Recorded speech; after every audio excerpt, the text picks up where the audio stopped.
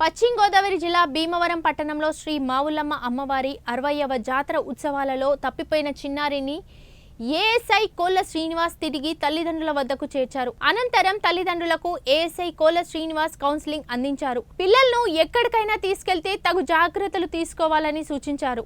అనంతరం ఆలయ ప్రాంగణంలో ఉన్న భక్తులు భీమవరం 1 టౌన్ ఏఎస్ఐ కోళ్ల శ్రీనివాస్ ను అభినందించారు.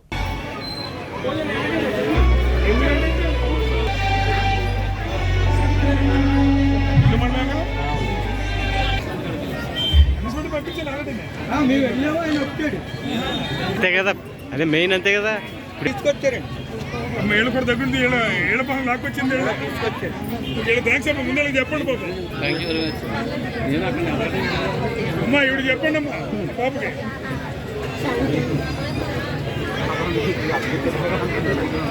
సరే తెలవగా అమ్మా, థ్యాంక్ యూ అమ్మా.